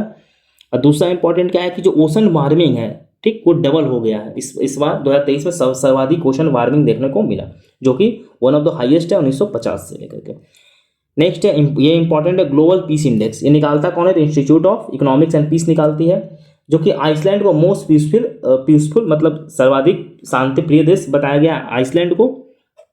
वहीं भारत को 116वां रैंक दिया गया है। ठीक, यमन को आखिरी स्थान पे रखा गया है। उसके बाद सूडान है, फिर साउथ सूडान है, फिर अफगानिस्तान है, फिर यूक्रेन है। ठीक, यमन को आखिरी स्थान दिया गया है। भारत का रैंक 116 है, ये ध्यान रखिएगा। एनवायरमेंट परफॉर्मेंस इंडेक्स ये कौन निकालता है? तो ये येल सेंटर निकालती है। ये बाइनोमियल इंडेक्स है। ठीक, ये ध्यान रखिएगा। भारत का रैंक 176 है इसमें, 180 में। ठीक, पिछले साल भारत का रैंक 180 था, ये ध्यान रखिएगा। टॉप कौन किया? तो एस्टोनिया टॉप किया है। बॉटम 4 पे कौन है? तो पाकिस्तान, वियतनाम, लाओस, म्यांमार, ये ध्यान रखिएगा। सस्टेनेबल डेवलपमेंट इंडेक्स ये कौन निकालता है? तो UN sustainable development solution network निकालती है। भारत को कितना रैंक मिला है? तो 109 रैंक भारत को मिला है। ठीक, ये ध्यान रखिएगा। अब इसमें क्या क्या है कि पॉवर्टी रिडक्शन, क्वालिटी एजुकेशन, इन सब चीज़ों को देखा जाए। देखिए, सस्टेनेबल एसडीजी जो है, एसडीजी गोल है। ठीक, एसडीजी गोल है। अब ये है 2023-30 तक अचीव करने का। एसडीजी गोल इंपॉर्टेंट है प्रीलिम्स मेंस दोनों पॉइंट ऑफ व्यू से, तो उसी को इवैल्यूएट करके निकालती है। ठीक, टॉप कौन है? तो फिनलैंड टॉप किया है। ठीक, ये ध्यान रखिएगा। सेकंड पे कौन है? तो स्वीडन है। और थर्ड पे कौन है? तो डेनमार्क है। ओवरऑल देखा जाए ऑन एन एवरेज तो only 16% of SDG targets are on track. मतलब जो देखिए टारगेट क्या है, 2030 तक कंप्लीट करने का टारगेट है, तो मात्र 16% ही टारगेट जो है वो ट्रैक पे है अचीव करने के लिए। इसका मतलब कहने का क्या है कि 2030 तक अचीव नहीं हो पाएगा। ग्लोबल लिवेबिलिटी इंडेक्स, अब ये निकालता कौन है? इकोनॉमिक इंटेलिजेंस निकालती है। 173 सिटी को इवैल्यूएट करती है, इसमें कि दिल्ली और मुंबई को 141 रैंक दिया गया, दोनों साथ में है। ठीक, दोनों ज्वाइंट रैंक है 141। और बेस्ट किसे बताया गया? तो वियना जो ऑस्ट्रिया में है उसे बेस्ट सिटी वर्ल्ड में रहने के लिए बताया गया। उसके बाद कौन है? तो कोपेनहेगन जो कि डेनमार्क में है। ठीक, ध्यान रखिएगा। और सबसे खराब सिटी कौन है? तो डेमास्कस सीरिया में है, फॉलोड बाय कराची, ये ध्यान रखिएगा। क्यूएस वर्ल्ड यूनिवर्सिटी रैंकिंग, इसमें जो इंडिया को 7th रैंक मिला है 46 यूनिवर्सिटी में। आईआईटी बॉम्बे जो है उसको 118 मतलब टॉप किया है, तो मतलब 118वां रैंक पे ओवरऑल देखा जाए तो। चलिए इकोनॉमिक्स हम लोग देखते हैं रिवाइज। प्रायोरिटी सेक्टर लेंडिंग क्या है, ये एक सेकंड में मैं समझाता हूँ। प्रायोरिटी सेक्टर लेंडिंग है, मान लीजिए वो बैंक है, ठीक। अब ये बैंक है तो इसके पास अब ये लोन देता है, तो लोन देता है तो मान लीजिए सब बड़े बड़े बिजनेस को मैन को ही लोन दे देगा, तब तो फिर दिक्कत है। तो वही कुछ जो सेक्शन है जैसे 40% रखा गया है ये बैंक के लिए, जो कि कॉमर्शियल बैंक है, वो 40% प्रायोरिटी सेक्टर में लेंड करा। प्रायोरिटी सेक्टर में आता क्या क्या है, तो एमएसएमई आता है, छोटे छोटे उद्योग आते हैं, एग्रीकल्चर आता है, इन सबको प्रायोरिटी सेक्टर में लाया जाता है, ठीक। अब देखिए उसमें क्या है कि जो एक फ्रेमवर्क लाया गया है कि जो भी लो क्रेडिट डिस्ट्रिक्ट है जहाँ पे प्रायोरिटी सेक्टर लेंडिंग का कम पहुंचा, यहाँ पे कम मिल रहा है, तो वहाँ पे लोन बढ़ाने का बात किया जाए। बेसिकली ये समझिए, देखिए इसमें इंपॉर्टेंट क्या है, स्टैटिक है प्रायोरिटी सेक्टर लेंडिंग। जैसे एमएसएमई को जो लोन है उसको प्रायोरिटी सेक्टर लेंडिंग के अंदर क्लासीफाई किया जाता है, ये अभी मैंने बता दिया। नेक्स्ट आगे देखते हैं हम लोग। अब देखिए अब प्रायोरिटी सेक्टर लेंडिंग में किसे किसे रखा गया, एग्रीकल्चर है, एमएसएमई है, एक्सपोर्ट क्रेडिट मतलब जैसे एक्सपोर्ट आप कर रहे हैं, मान लीजिए कोई कंपनी एक्सपोर्ट करती है उसे भी पीएसएल में रखा गया है, और एजुकेशन है, हाउसिंग है, सोशल इंफ्रास्ट्रक्चर, इन सबको प्रायोरिटी सेक्टर लेंडिंग में डाला गया है। जो डोमेस्टिक कॉमर्शियल बैंक है, जैसे मैंने आपको ऊपर बताया कि 40% लोन जो है उसे प्रायोरिटी सेक्टर लेंडिंग में देना होता है, और 18% लोन जो है वो एग्रीकल्चर, मतलब इस 40% में जो 18% लोन है ये एग्रीकल्चर में जाएगा, ठीक। वहीं पे जो रूरल जो रीजनल रूरल बैंक है, आरआरबी बैंक है, उसे 75%, और स्मॉल फाइनेंस बैंक को 75% जो लोन है वो देना पड़ेगा उसमें। देखिए किसान सखी, अभी हाल फिलहाल में किसान जो सखी सर्टिफिकेट है वो वाराणसी में प्रधानमंत्री मोदी जी जो है वो बांटे। अब जो किसान सखी वो है क्या है, तो ये उस टाइप के फार्मर है जो ट्रेंड है, मतलब ठीक, और प्रोफेशनल से एग्रीकल्चर में ग्रास रूट लेवल पे जो काम कर रहे हैं, मतलब किसान को हेल्प करने के लिए, फार्मर को हेल्प में सखी से, सखी वर्ड से देखिए आपको पता चल जाएगा, ठीक। ध्यान रखिए। कवच सिस्टम क्या है, तो कवच कुंडल आप ऐसे समझ सकते हैं। कवच क्या है, तो कवच कुंडल मतलब ये प्रोडक्शन के लिए, तो ये बेसिकली रेलवे में लगाया गया है कि जब दो रेल जो ट्रेन है वो कोलाइड करती है ना, तो वो कवच डिवाइस है दोनों में सेट किया गया है कि ट्रेन कोलाइड ना करे, ठीक। एफडीआई इन्वेस्टमेंट हम लोग देखते हैं, ये देखिए इंपॉर्टेंट है। अब जो एफडीआई इन्वेस्टमेंट है, जो दीप्ति जो है department for promotion of industry and internal trade, जो दीप्ति है, ठीक, इसको शॉर्ट में दीप्ति बोलते हैं, तो ये डेटा निकाल दिया, ठीक। अब वो पब्लिश की है कि जो भारत में जो एफडीआई फ्लो है, ठीक, वो 44.42 बिलियन डॉलर रहा है, जो कि घटा है पिछले साल से घटा है, मतलब 2021-22 से डिक्रीज हुआ है। अब देखिए क्वेश्चन आपसे कैसे पूछा जाएगा, मान लीजिए पूछा जाता है कि भारत में जो एफडीआई का फ्लो है वो 5 साल से बढ़ते जा रहा है, तो गलत है, नहीं। अब एफडीआई फ्लो सबसे ज़्यादा कहाँ है, तो महाराष्ट्र में सर्वाधिक फ्लो है, ठीक। उसके बाद गुजरात में, ये ध्यान रखिएगा। और भारत में सबसे ज़्यादा एफडीआई आता है कहाँ से, तो सिंगापुर से आता है, उसके बाद मॉरिशस, उसके बाद यूनाइटेड स्टेट ऑफ अमेरिका, ठीक। और सर्वाधिक एफडीआई किस में आता है, तो कंप्यूटर एंड सॉफ्टवेयर में आता है, उसके बाद सर्विसेज सेक्टर में आता है, ठीक, ये ध्यान रखिएगा। और कंस्ट्रक्शन एक्टिविटीज़ में रिसीव्ड हाईएस्ट एफडीआई इन 2023-24, ठीक है। रिजर्व बैंक ऑफ इंडिया एक जो प्रोजेक्ट नेक्सस है, ठीक, वो अभी उसमें ज्वाइन किया है। तो प्रोजेक्ट नेक्सस जो क्या है ना कि मल्टी इंटरनेशनल इनिशिएटिव है, जो कि instant cross border retail payment, जैसे आप क्रॉस रिटेल पेमेंट होता है उस सबको लिंक करने का इसमें कॉन्सेप्चुअलाइज किया गया है। ये किसका बनाया द्वारा है, तो बैंक ऑफ इंटरनेशनल सिस्टम इसका को ये बनाया था, ठीक। नेक्स्ट हम लोग देखते हैं वेरिएबल रेपो रेट। अब देखिए रेपो रेट क्या है, अब रेपो रेट क्या है कि बैंक जो है अपना सिक्योरिटी आरबीआई को देती है, और आरबीआई बैंक को लोन देता है। मान लीजिए कि 5% पे आरबीआई लोन देती है बैंक को, मान लीजिए रेपो रेट 5% है, ठीक, मान रहे हैं, ठीक। तो मान लीजिए कि अब आरबीआई को ये जो लोन है ये महंगा पड़ रहा है, तो अब आरबीआई क्या करती है कि मार्केट से भी लोन ले सकती है। इसी तरीके से कुछ फैसिलिटेट किया गया है कम इंटरेस्ट रेट पे, तो उसी को बोलते हैं वेरिएबल रेपो रेट, ठीक।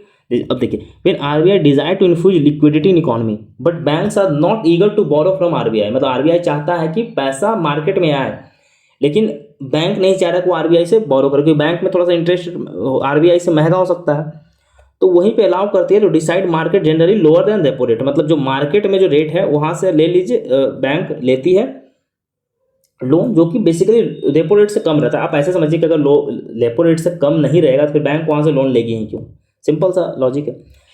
नेक्स्ट हम लोग देखते हैं यूपीआई का जो पेमेंट है, ठीक, उसका जो ट्रांजेक्शन है वो 0.04 बिलियन ट्रांजेक्शन हुआ है, जो कि 25.45 ट्रिलियन रुपीज़ है। ठीक, ये ध्यान रखिएगा, 45.25 रुपीज़, ये इंपॉर्टेंट है, इसलिए मैंने ये किया है। पेरू जो है वो यूपीआई सिस्टम अडॉप्ट किया है, उससे पहले Sri Lanka, Mauritius, France, UAE, Singapore, Bhutan, Nepal adopt किया है। नीदरलैंड भारत का तीसरा लार्जेस्ट एक्सपोर्ट डेस्टिनेशन बन गया है, उससे पहले यूएस और यूएई है। ठीक, ध्यान रखिएगा। भारत का जो जीडीपी ग्रोथ है जनवरी और मार्च का, उसे 7.8% रहा है। ठीक, आगे हम लोग देखते हैं इन्वायरमेंट। देखिए, नागिनक्टी बर्ड सेंचुरी है जो बिहार में कहाँ लोकेटेड है, तो जमुई डिस्ट्रिक्ट में, उसे रामसर साइट डिक्लेयर कर दिया गया है। मॉन्ट्रियल प्रोटोकॉल किससे रिलेटेड है, तो ओजोन डिप्लीटिंग, जो डिप्लीट करता है उससे रिलेटेड है। जो ओजोन डिप्लीटिंग गैस है, जैसे HFC हो गया, हाइड्रोफ्लोरोकार्बन हो गया, CFC हो गया, इन सबको बैन करता है। ठीक, ये ध्यान रखिएगा। Antarctica treaty hosted by national centre for polar and oceanic research, ministry of earth science, वो ये की थी, होस्ट की थी इस बार। ये ट्रीटी साइन कब हुआ है, तो वाशिंगटन में 1959 में साइन हुआ था। ठीक, ये ध्यान रखिएगा। अभी हाल फिलहाल में जो इंडिया है वो क्रोकोडाइल कंजर्वेशन प्रोजेक्ट उड़ीसा में लॉन्च हुआ था, भितरकनिका पार्क में, ध्यान रखिएगा। यूरोपियन यूनियन अप्रूव किया NRP क्या है, तो नेचर रिस्टोरेशन प्लान। अब जैसे जो भी क्लाइमेट चेंज से जो भी नेचर को क्षति पहुंच रहा है, उसको रिस्टोर करने के लिए ये प्लान लाया गया है। इसमें ये कहा गया है कि जो 2025 तक है, यूरोपियन यूनियन जो नेट जीरो है वो अचीव कर लेगा। ठीक, ध्यान रखिएगा। वहीं पे 20% जो लैंड है और उसको 2030 तक रिकवर करने का बात किया है। ठीक, वर्ल्ड इन्वायरमेंट डे पे जो मोदी जी हैं, एक पेड़ माँ के नाम उन्होंने न्यू दिल्ली में लॉन्च किया था। अब लॉन्च किया था, एक पीपल ट्री को प्लांट किया था, कहाँ किया था, तो बुद्धा जयंती पार्क न्यू दिल्ली में उन्होंने प्लांट किया था, ये ध्यान रखिए। ठीक, जो एब्रेनियन लेनेक्स है उसका जो IUCN स्टेटस है वो इंडेंजर से वनरेबल कर दिया गया, ये ध्यान रखिएगा। अभी हाल फिलहाल में ही एडवांस आर्टिफिशियल इंटेलिजेंस सिस्टम लगाया गया है, कहाँ, तो पेंच टाइगर रिजर्व में, जो कि महाराष्ट्र और मध्य प्रदेश दोनों में है। ये बेसिकली जो सतपुरा हिल्स है उसके साउदर्न पार्ट में है पेंच टाइगर रिजर्व, वहाँ पे लगाया गया है। ठीक, नेक्स्ट हम लोग देखते हैं Srinagar has become India's 4th, मतलब श्रीनगर चौथा सिटी बन गया है वर्ल्ड क्राफ्ट सिटी, जो कि बाय वर्ल्ड क्राफ्ट काउंसिल। ठीक, ये ध्यान रखिएगा। श्रीनगर, ये इंपॉर्टेंट है, श्रीनगर चौथा बना है। उससे पहले जयपुर, ममलापुरम, मैसूर को भी दिया गया था। ठीक, ध्यान रखिएगा। सुहेलवा वाइल्ड लाइफ सेंचुरी जो है वो टाइगर रिजर्व बना दिया गया यूपी का। उससे पहले दुधवा टाइगर रिजर्व पीलीभीत और रानीपुर टाइगर रिजर्व यूपी में था। ये चौथा टाइगर रिजर्व होगा यूपी का। वहीं यूपी में एक चीज़ और हुआ है कि world first conservation and breeding centre for Asian vulture, ये कहाँ है, तो महाराजगंज में सेटअप किया गया है, ध्यान रखिए, यूपी में। वहीं पे जो असम का सेक्रेटेरिएट है वो फर्स्ट ग्रीन सेक्रेटेरिएट बन गया है, कैंपस बन गया, ये ध्यान रखिएगा। वहीं पे जो south India first countries, south India का जो है वहाँ का पहला कंट्री का लार्जेस्ट लियोपार्ड सफारी, ठीक, ये कहाँ लाया गया है, तो बनीर घाट बायोलॉजिकल पार्क कर्नाटका में। ठीक, ये ध्यान रखिएगा, सबसे बड़ा भी ये है, दोनों चीज़ ध्यान रखिएगा। माउंट कनलॉन ये वोल्केनो है, ये कहाँ है, तो फिलीपींस में है। ठीक, ये कोल्ड लावा है, ये ध्यान रखिएगा। ठीक, नेक्स्ट हम लोग देखते हैं गांधी सागर जो डेवलप किया गया है, एक सेकेंड सॉरी, हाँ, Gandhi Sagar wild life sanctuary जो है एमपी में है। ये गांधी सागर वाइल्ड लाइफ ये एमपी में है। इसे सेकेंड होम ऑफ चीता के तौर पे इसे डेवलप किया जाएगा। कमेंट बॉक्स में आप ये बताइएगा फर्स्ट होम ऑफ चीता किसे डेवलप किया गया है। ठीक, नेक्स्ट हम लोग देखते हैं, देखिए, नेशनल ओशनिक एटमॉस्फेरिक एडमिनिस्ट्रेशन जो है वो फॉरकास्ट किया है, जो गल्फ ऑफ मैक्सिको वहाँ पे डेड जोन घोषित कर दिया गया है मिसिसिपी रिवर के कारण। ठीक, ये ध्यान रखिएगा।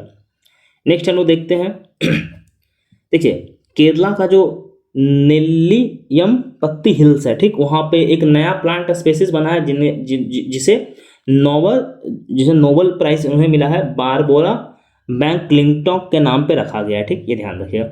नया स्पेसिस मिला है कहाँ, अरुणाचल प्रदेश में, ये ध्यान रखिएगा। लिम्बलेस एम्फीबियन ये कहाँ मिला है, तो काजीरंगा, जो असम में काजीरंगा नेशनल पार्क है वहाँ मिला है। गुजरात जो है पहला स्टेट बना है जो कि विंड पावर एनर्जी में टॉप पे है। ठीक, गुजरात टॉप पे है, किस पे, तो विंड एनर्जी में। ठीक, उसके बाद कौन है, तमिलनाडु है, कर्नाटका, ये इंपॉर्टेंट है, ध्यान रखिएगा। साइंस एंड टेक्नोलॉजी देखते हैं, लिंगोसैट। अब लिंगोसैट क्या है कि वुड सैटेलाइट है, ठीक, वुड सैटेलाइट है। किसने लॉन्च किया है? तो ये जापान ने लॉन्च किया है, ठीक, ये ध्यान रखिएगा। अर्थ केयर मिशन, अर्थ केयर मिशन किसका है? तो ये यूरोपियन यूनियन का है और जैक्सा जापान का है। अब इसमें सिंपली अर्थ केयर मिशन में करेगा क्या कि जो अर्थ का जो क्लाउड है या फिर उन सबको मैपिंग करेगा और उन सबको स्टडी करेगा और जो भी इन्फ्लुएंस होता है उससे उस चीज़ को देखेगा, ठीक। प्रवाह पोर्टल किसका डेवलप किया गया? इसरो का डेवलप किया गया। अब इसमें क्या है कि जो भी जैसे कि थर्मल हीट है, हीट ट्रांसफर, ये सब रिलेटेड जो फेनोमेना है उससे रिलेटेड स्टडी करेगा, ठीक। हाइड्रोक्स यूरिया, ये ध्यान रखिएगा, ये क्या है? तो ये टाइप का जो ड्रग कर रहा हूँ मैं, ये एक टाइप का, हाँ ठीक है, मतलब एक टाइप का टैबलेट है, कैप्सूल है, जो कि किसका ट्रीटमेंट में आता है? तो कैंसर का ट्रीटमेंट में आता है, एनीमिया उसका ट्रीटमेंट में आता है, ठीक। ये तृष्णा मिशन, अब तृष्णा मिशन जो इसरो है वो लॉन्च किया था, वर्ल्ड इन्वायरमेंट डे 5 जून को मनाया जाता है, उस पर लॉन्च किया था। किसके साथ? तो CNSE के साथ किया गया था। तृष्णा का अब फुल फॉर्म क्या है? तो thermal infrared imaging satellite for high resolution natural resource agreement, ठीक, ये तृष्णा। ये देखिए इस टाइप का जो शॉर्ट फॉर्म्स होता है, एब्रीविएशंस होता है, ये इंपॉर्टेंट होता है, ठीक। अब जो अर्थ एंड लैंड का जो भी टेम्परेचर है इसको डिटेल में बताएगा, ठीक। तो चलिए हम लोग नेक्स्ट देखते हैं। ज़ाइलिट्रियोल, देख लीजिएगा नाम क्या है, ये बेसिकली आर्टिफिशियल स्वीटनर है, देख लीजिएगा, ब्लड क्लॉटिंग, ये सब ये प्रॉब्लमेटिक है, वो काम आ रहा है, ठीक। नेक्स्ट हम लोग देखते हैं वन लाइनर, सब देख लेते हैं, ठीक। क्लाउड 3.5 सोनेट, ये एक AI मॉडल है, किसका लॉन्च किया गया है? तो एंथ्रोपोनिक कंपनी, देखिए ग्लोबल, जैसे हम लोग चैट GPT देखते हैं ना, वैसा ही है ये, ठीक, उसी तरीके से समझना है आपको। IIT मद्रास और नासा ने मिलकर के इंटरबैक्टरोबुगनिडिसिस बैक्टीरिया है उसका स्टडी करेगा ऑन ISS, मतलब इंटरनेशनल स्पेस स्टेशन पे, ठीक, ये ध्यान रखिएगा। अभी हाल में ही जो मार्स पे कैटर मिला है, मतलब कैटर मतलब जो गड्ढा वड्ढा होता है, उसे खोजा गया है, किसके द्वारा? तो नासा का जो मार्स एक्सप्लोरेशन प्रोग्राम है उसके द्वारा, ठीक। पानी वानी का भी वहाँ पे ऐसा मिलने का संभावना है। आर्मेनिया जो है 43वां कंट्री बना है नासा का आर्टेमिस अकॉर्ड साइन करने वाला, ये ध्यान रखिएगा। IIT बॉम्बे जो है दक्ष प्रोजेक्ट को लीड करेगा। अब दक्ष प्रोजेक्ट क्या है? तो build high energy speed telescope for the study of explosive astrophysical sources, ठीक। नेक्स्ट हम लोग देखते हैं जो नासा का हुबल टेलीस्कोप है वो ऑब्जर्व किया है HM सैगिटी, ठीक, मिल्की वे में, ध्यान रखिएगा। भारत, ये तो हम लोगों ने देख लिया था ऊपर, ये भी हम लोग देख लिया था। यूनाइटेड, हाँ ये देखते हैं, यूनियन मिनिस्ट्री ऑफ एजुकेशन है वो अप्रूव किया है सेकेंड IMM, कहाँ? तो ये असम में किया है, कामरूप डिस्ट्रिक्ट में, ठीक, ध्यान रखिएगा, नॉर्थ ईस्ट रीजन का बेसिकली। ये हम लोगों ने लास्ट मंथ में कवर किया था, तो वो देख लीजिएगा, फिर से था तो मैंने कवर कर दिया। चैंग ई, ये स्पेस क्राफ्ट है जो कि मून पे गया है, वहाँ से सैंपल लेके आया है, ये इंपॉर्टेंट है। चेंगी किसका है? तो चाइना का है, ये ध्यान रखिएगा। नेक्स्ट एक्सरसाइज हम लोग देख लेते हैं तरंग शक्ति। तरंग शक्ति क्या है कि first even multi national air exercise है, ये होस्ट कौन करेगा? ये भारत होस्ट किया है। इसमें 2 फेज में होगा बेसिकली, ठीक, दोनों अलग अलग जगह पे होगा। इसमें US, UK, Australia, France, Germany, ये सब पार्टिसिपेट करेंगे। एक्सरसाइज रेड फ्लैग, ठीक, ये होस्ट कौन कर रहा है? तो यूनाइटेड स्टेट होस्ट कर रहा है, उसमें भारत भी पार्टिसिपेट करेगा, ठीक। ये भी मल्टीनेशनल एक्सरसाइज है। GMEX, ये जापान एंड इंडिया का है, जापान एंड भारत का है, ये ध्यान रखिएगा। ये हो कहाँ रहा है? तो जापान में हो रहा है, और भारत का जो इंडिजीनियस स्लिथ फ्लाइट INS शिवालिक है वो पार्टिसिपेट करेगा, ठीक, ये ध्यान रखिएगा। नागस्त्र क्या है? तो ये बेसिकली एक टाइप का ड्रोन है, ठीक, एक टाइप का ड्रोन है। देखिए क्वेश्चन आपको आएगा कि नागस्त्र जो है वो क्या है, ड्रोन है या फिर मतलब कुछ भी आपको ऑप्शन दे देगा, मिसाइल है, सीप है, कुछ भी दे देगा, ध्यान रखना है क्या है। तो ये ड्रोन है, ठीक। इसको डेवलप किसने किया है? तो इकोनॉमिक एक्सप्लोसिव लिमिटेड, एक नागपुर में एक इंडस्ट्री है वो डेवलप किया है, ठीक, ये ध्यान रखिएगा। Indian army opened Kalubar war memorial कहाँ है? तो लद्दाख में, ये ध्यान रखिएगा। INS कृतन एक प्रोजेक्ट है, प्रोजेक्ट 28 के अंदर, जो कि एंटी सबमरीन वॉरफेयर है, वो कहाँ गया है? तो ब्रुनेई गया, ये ध्यान रखिएगा, ठीक। रुद्रम मिसाइल डेवलप कौन किया? तो DRDO किया है। अभी हाल फिलहाल इसको टेस्ट किया गया था सुखोई 30 MK1 से, ठीक। अब देखिए DRDO है जो medium range microwave obscurants chaffs rocket को और इंडियन नेवी को सौंप दिया है। एक्सरसाइज होपेक्स ये इंडियन एयरफोर्स और इजिप्शियन एयरफोर्स के साथ हुआ था और ये कहाँ हुआ था, तो इजिप्ट में हुआ था। ठीक, ये ध्यान रखिएगा। लेफ्टिनेंट जनरल उपेंद्र द्विवेदी को next chief of army staff बनाया गया है। हम लोग डेज देख लेते हैं। तेलंगाना फॉर्मेशन डे 2 जून को हुआ था। ठीक, आंध्र प्रदेश से निकला था ये। 5 जून को वर्ल्ड इन्वायरमेंट डे मनाया जाता है। लैंड इसका थीम क्या है, तो land restoration, desertification and drought resilience इसका थीम है। ठीक, 7 जून को क्या मनाया जाता है, तो वर्ल्ड फूड सेफ्टी डे मनाया जाता है। थीम क्या है इसका, तो food safety prepared for unexpected. ठीक, 8 जून को वर्ल्ड ओशन डे मनाया जाता है। थीम क्या है, तो अवेकन न्यू डेप्थ। 20 जून को क्या मनाया था, वर्ल्ड रिफ्यूजी डे। थीम क्या है इसका, तो for a world where refugee are welcome, ये इसका थीम है। ठीक, 21 जून को क्या मनाया जाता है, तो 21 जून को नेशनल योगा डे मनाया जाता है। अब 21 जून को इस जो सबसे बड़ा दिन होता है नॉर्दर्न हेमिस्फीयर में, ठीक, सबसे बड़ा दिन होता है इसको समर सॉलिस्टिक बोलते हैं। समर सॉलिस्टिक जबकि जब सन जो होता है वो नॉर्दर्न हेमिस्फीयर में होता है और उस वक्त सर्वाधिक एनर्जी मिलता है नॉर्दर्न हेमिस्फीयर में, तो इसलिए 21 जून को मनाया जाता है, डिक्लेयर किया गया था। जो मोदी जी हैं और 69th जो सेशन हुआ था यूनाइटेड नेशन का, उसमें इन्होंने प्रपोजल दिया था इसे डिक्लेयर करने का। ठीक, नेक्स्ट हम लोग देखते हैं 23 जून को इंटरनेशनल ओलंपिक डे मनाया जाता है। लेट्स मूव एंड सेलिब्रेट इसका थीम है। ठीक, अब हम लोग अवार्ड्स देख लेते हैं, ये थोड़ा इंपॉर्टेंट है। तो NIMHANS मतलब national institute of mental health and neuro science award, और ये बेंगलोर में है। Has been awarded Nelson Mandela award, इसे दिया गया है, नेल्सन मंडेला अवार्ड दिया गया है फॉर द प्रमोशन, और ये WHO के द्वारा दिया गया है। ठीक, ध्यान रखिएगा।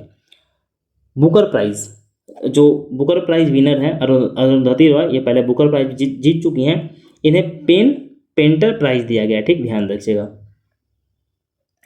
नेक्स्ट हम लोग देखते हैं धनंजय कुमार को United nation peace keeping award दिया गया है, जो कि जब वो कॉन्गो में थे तब वो कार्यरत थे, तो उनकी मृत्यु हो गई थी, तो United nation international peace keepers day पे उन्हें अवार्ड दिया गया है। ठीक, वहीं मेजर राधिका सेन को भी, जो कि भारतीय आर्मी की हैं, उन्हें military gender advocate of the year 2023 by United Nation, जो जो जनरल हैं UNGA के जो जनरल सेक्रेटरी हैं एंटोनियो गुटेरेस द्वारा अवार्ड दिया गया है। ठीक, जो Indian film maker Payal Kapadia, ठीक, उनको मिला है, उनकी जो फिल्म है एक all we imagine as a light, उसको ऑनर किया गया है कहाँ, तो ग्रैंड पिक्स में और कैनिस फेस्टिवल में उसको दिया गया। ठीक, मिसलिनियस हम लोग कुछ देख लेते हैं। देखिए मिसलिनियस से पहले मिसलिनियस से देखते हैं, फिर करेंट। मिसलिनियस छोटा सा है लेकिन इंपॉर्टेंट है, उससे लास्ट में हम लोग देखेंगे क्या, तो Nalanda university most important. 2 questions आप यहाँ से रख लीजिए नालंदा यूनिवर्सिटी से। ठीक, तो चलिए मिसलिनियस पहले देख लेते हैं, फिर नालंदा यूनिवर्सिटी देखेंगे। देखिए आईपीएल में कौन जीता था, तो कोलकाता नाइट राइडर्स जीता था। किसे हराया था, तो सनराइजर्स को हराया था, 8 विकेट से हराया था।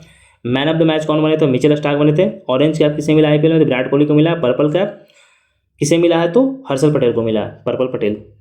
विराट कोहली सर्वाधिक रन बनाए थे। ठीक, वहीं पे अब हम लोग देखिए आईपीएल का यही इंपॉर्टेंट है, ये हो गया। कोलकाता नाइट राइडर्स का मालिक कौन है, तो शाहरुख खान है। केकेआर का कोच कौन थे, तो गौतम गंभीर थे। और केकेआर का कप्तान कौन थे, तो श्रेयस अय्यर थे। हो सकता है कुछ भी पूछ दे, आप ध्यान रखिएगा। ठीक, इन सब चीज़ों को। इंडियन शूटर सर्वजीत सिंह को गोल्ड जीता है उन्होंने म्यूनिक जर्मनी में, जो IIFSF वर्ल्ड कप हुआ था वहाँ। फ्रेंच ओपन जो टेनिस टूर्नामेंट है हम लोग सबको पता है, तो कार्लोस एल्कराज जो स्पेन के वो जीते थे मेंस में, और वुमेन्स में इगिया स्वातिक पोलैंड के वो जीती थी। ठीक, ये ध्यान रखिएगा। ये हम लोगों ने ऊपर कवर कर लिया है, ये भी ये कवर हम लोगों ने ऊपर किया है। हाँ, अब ये देखिए world first human died for H1N1, पहला ह्यूमन कहाँ मरा है, H5N2 के बर्ड फ्लू के कारण, तो मैक्सिको में मरा है। ठीक, ब्रिटिश एक्टर थियो जेम्स को अपॉइंट किया गया ग्लोबल कंपैशन एम्बेसडर, किसके द्वारा, तो United nation high commissioner for refugees के द्वारा। ठीक, ध्यान रखिएगा।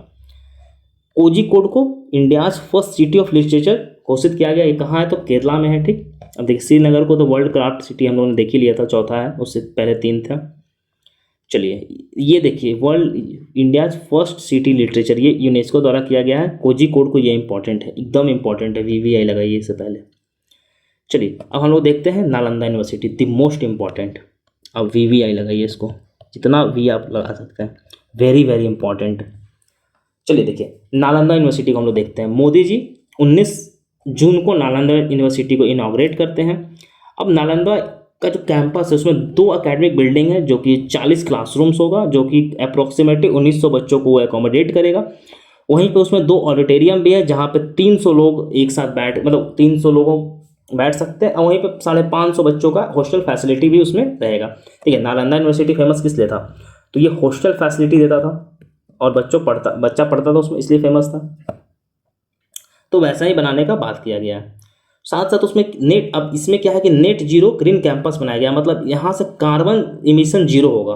अब कार्बन इमिशन जीरो कैसे होगा, तो वहाँ पे जो सागर पॉन्ड है, ठीक, इसमें फ्लोटिंग जो ग्रिड है सोलर प्लांट लगाया गया है, ठीक, जो कि सोलर से बिजली आएगा और वो कैंपस को देगा। ठीक, अब देखिए नालंदा यूनिवर्सिटी बना कैसा, नालंदा यूनिवर्सिटी एक्ट पास हुआ था कब, तो 2010 में एक्ट पास किया गया था, तब बनाया, मतलब बाई एक्ट बनाया।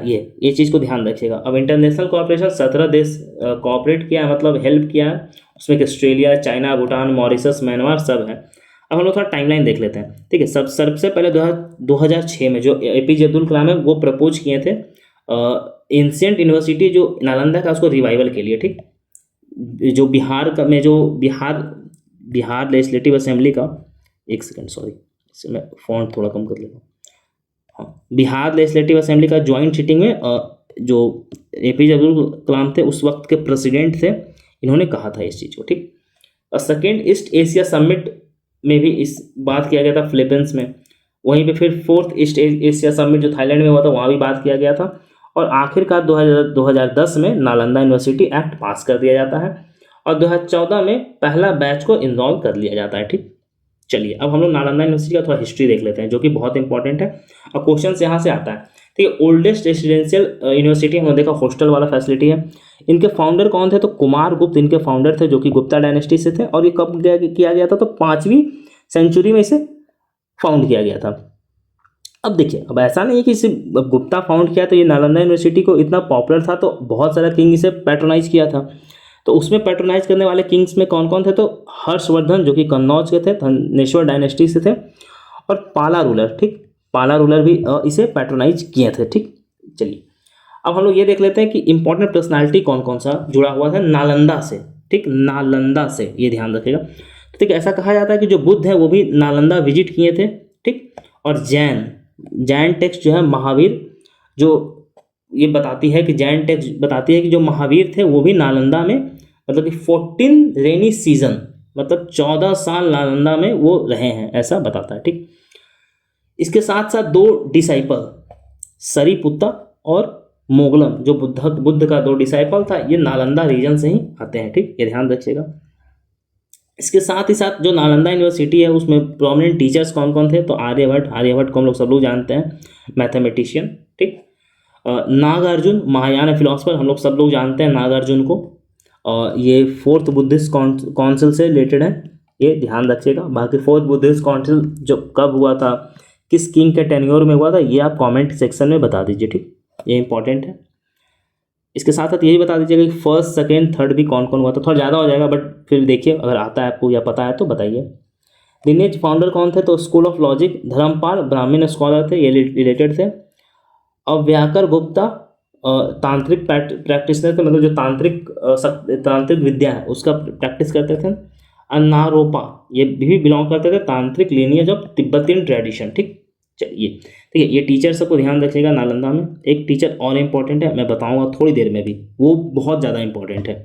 ठीक, चलिए अब देखते हैं फॉरेन ट्रेवलर कौन कौन आया था। देखिए, अब चाइना, कोरिया, जापान सब जगह से लोग आते थे, लाइक जैसे आई क्विंग और ज़ुआंगज़ैंग नालंदा आए थे 7वीं सेंचुरी में। अब जो ज़ुआंगज़ैंग थे वो योग शास्त्र सीखे थे किसके, तो जो चांसलर थे सीलभद्र, इसी का मैं बात कर रहा था। सीलभद्र नालंदा यूनिवर्सिटी का चांसलर थे, ये बहुत इंपॉर्टेंट है नाम, ये ध्यान रखिएगा। ठीक, इनके अंडर नाम याद रखिएगा, बहुत इंपॉर्टेंट है। अब देखिए नालंदा यूनिवर्सिटी को वर्ल्ड हेरिटेज साइट कब 2016 में इंक्लूड कर दिया जाता है। ठीक, बिहार में और कौन कौन सा यूएन वर्ल्ड हेरिटेज साइट, इसको वर्ल्ड हेरिटेज साइट में इंक्लूडेड है, ये अगर आपको आता है तो कमेंट सेक्शन। ठीक, अब देखिए हम लोग जानते हैं कि इसमें Buddhism, mathematics, grammar, astronomy, Ayurveda, philosophy सब पे पढ़ाई होता था मोस्ट। अब देखिए ये सबसे फालतू चीज़, बख्तियार खिलजी जो था ये नालंदा यूनिवर्सिटी को जला देता है। कब जलाता है? तो 1193 में। और सबसे दुखद क्या है कि इस बख्तियार खिलजी के नाम पे बख्तियारपुर एक जगह है बिहार में, पटना से करीब 50 किलोमीटर दूर, इसके नाम पे, बख्तियार खिलजी के नाम पे वो शहर बन है। अब बताइए इससे दुर्भाग्यपूर्ण हम बिहारियों के लिए और क्या हो सकता है कि जो हमारा सबसे बेस्ट यूनिवर्सिटी, हम मतलब अगर नालंदा यूनिवर्सिटी अगर मान लीजिए उसी फॉर्म में चलते आता, तो आप समझिए कि आप इमेजिन नहीं कर सकते कि बिहार का स्टेटस क्या होता पूरे वर्ल्ड में। भारत की तो मैं बात भी नहीं कर रहा, पूरे वर्ल्ड में क्या स्टेटस होता। और इस एक आदमी के कारण पूरा यूनिवर्सिटी बर्बाद हो जाता है। ठीक, आगे हम लोग देखते हैं। चलिए बख्तियार खिलजी पे तो बात हो ही गया, अब इतने बेकार लोगों का नाम ज़्यादा लेना भी नहीं चाहिए, आई थिंक अब शकुन होता है। हाँ, अब देखिए यूनिवर्सिटी डिस्कवर कब हुआ? तो 1812 में हुआ, और फ्रांसिस बुकहैम हैमिल्टन डिस्कवर किए थे इसे, और आइडेंटिफाई कौन किया था? तो अलेक्जेंडर कनिंघम। नाम देखिए किसका इंपॉर्टेंट है, ये एक सेकेंड, हाँ, फ्रांसिस बुकहैम हैमिल्टन का नाम इंपॉर्टेंट है। कब? तो 1812, ये भी इंपॉर्टेंट है। ठीक, अब देखिए जो लाइब्रेरी को जलाया गया उसे क्या बोलते हैं? ये बख्तियार खिलजी फालतू लोग, जलाया किसे था? तो धर्मगुंज माउंटेन ऑफ ट्रुथ इसे बोला जाता है, धर्मगुंज उस लाइब्रेरी का नाम था, उसे जला दिया गया था। ठीक, अब देखिए, अब हम लोग जब नालंदा यूनिवर्सिटी देखें तो कुछ उसे रिलेटेड देख लेते हैं, कुछ और। देखिए तक्षशिला उसी वक्त का था, प्रेजेंट है अभी कहाँ? पाकिस्तान में है ये। और इसको डिस्कवर किसने किया था? तो अलेक्जेंडर कनिंघम में किया था। ये भी यूनेस्को वर्ल्ड हेरिटेज साइट है 1980 से। ठीक, अब यहाँ पे जो पाणिनि है, जो अष्टाध्यायी के ऑथर हैं, वो ये जीवक हैं ये, और चाणक्य हैं, ये लोग तक्षशिला से ही रिलेटेड है। ठीक है, जीवक एक इम्पॉर्टेंट फिजिशियन थे। अब किसके कोर्ट में थे ये आप बताइएगा, ये भी इंपॉर्टेंट है, एग्जाम में क्वेश्चन आता है। विक्रमशिला कहाँ है? तो भागलपुर बिहार में ही है। इसका स्टैब्लिश कौन किया था? तो किंग धर्मपाल, पाला डायनेस्टी के थे, उन्होंने किया था। और अहिस्ता दीपांकर ये तिब्बतियन बुद्धिस्ट थे, और वसुबंधु ये दोनों विक्रमशिला से रिलेटेड हैं, ये ध्यान रखिएगा। उदंतपुरी बिहार शरीफ अभी बिहार शरीफ में ही लोकेटेड है। उसको स्टैब्लिश कौन किया था? तो गोपाल जो थे फर्स्ट वो किए थे। और यहाँ पे मेनली जो बहुत सारे तिब्बतियन स्कॉलर थे वो पढ़ते थे। ठीक, नागार्जुन कोंडा कहाँ है? तो आंध्र प्रदेश में है। जो नागार्जुन के नाम पे ये नागार्जुन कोंडा जो यूनिवर्सिटी था उस वक्त का, वो डाला गया था, जो कि शून्यवदा का और फिलॉसफी इन्होंने दिया था, जो कि महायान बुद्धिज्म से रिलेटेड है। हम लोगों ने ऊपर देखा था नागार्जुन महायान बुद्धिज्म। ठीक, अदर कौन था? तो वल्लभी और जगद्दला, जो कि अभी बांग्लादेश में। देखिए कंप्लीट हो गया करंट अफेयर्स आपका। करंट अफेयर्स का वीडियो देखिए, पीडीएफ आपको इसका टेलीग्राम पे मिल जाएगा। आपको लिंक का, टेलीग्राम का लिंक आपको कमेंट बॉक्स में मैं पिन कर दूंगा। देखिए मैं 30 सेकंड आपको बाद लूँगा। देखिए एग्ज़ाम 17 नवंबर को है, और आपको PYQ, देखिए PYQ से 40% क्वेश्चन PYQ से आता है एग्ज़ाम में। आप उठा करके देख लीजिए। आप हम लोग ग्रुप ज्वाइन कर सकते हैं, चैनल में हम लोग डेली और PYQ डालते हैं। आप PYQ को प्रैक्टिस कीजिए, डेली हम लोग PYQ डालते हैं, जो भी इंपॉर्टेंट होता है सब डालते हैं। हम लोग ने NCERT का समरी और टेलीग्राम पे डाल रखा है, वो इम्पॉर्टेंट है, वो देखिए। और चलिए वीडियो देखने के लिए धन्यवाद, अब मिलते हैं नेक्स्ट वीडियो में।